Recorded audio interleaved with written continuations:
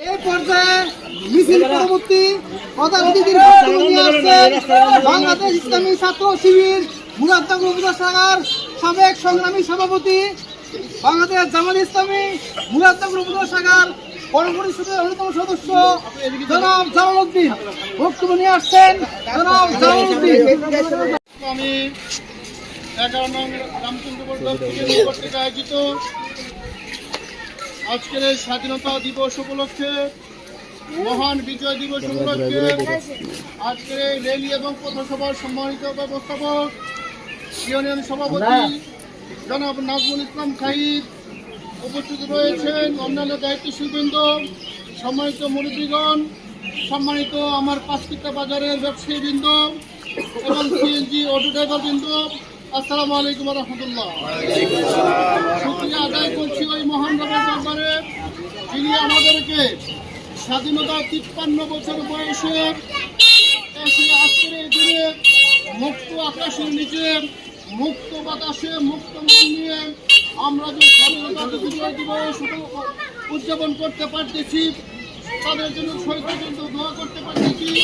সেই দোয়া করার মুক্ত আকাশের নিচে আল্লাহ আমাদেরকে দোয়া করার সুযোগ করে দিয়েছেন, সেজন্য আমরা আল্লাহর দরবারে শুকরিয়া আদায় করছি আলহামদুলিল্লাহ। সংগ্রামী সাথী ও বন্ধুগণ, আমি আপনাদেরকে আরেকটি অনিবার্য বিপ্লবের জন্য প্রস্তুতি নেওয়ার কথা বলছি। যে বিপ্লব সাধিত হলে মানুষের শরীর থেকে খসে পড়ে শয়তানি লাবাস, সেই বিপ্লবের জন্য আমি আপনাদেরকে আরেকটি প্রস্তুতি নেওয়ার কথা বলছি।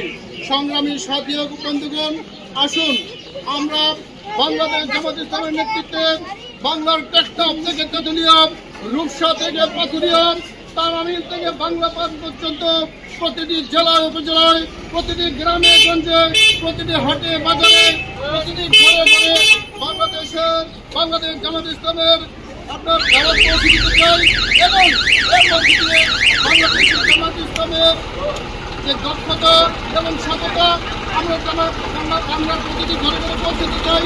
সেটা আমাদের দক্ষতা এবং সততা আপনাদের কাছে বাড়ানোকে আসুন সামনে নির্বাচনের জন্য আমরা একটা সিদ্ধান্ত গ্রহণ করি যে আমরা বাংলাদেশ পৃথিবীর দ্বিতীয় বৃহত্তম মুসলিম দেশ, এদেশে হবে মুসলিম সরকার, ঠিক কিনা? হবে আমাদের আল কোরআনের সংবিধান দিয়ে, ঠিক কিনা বলেন?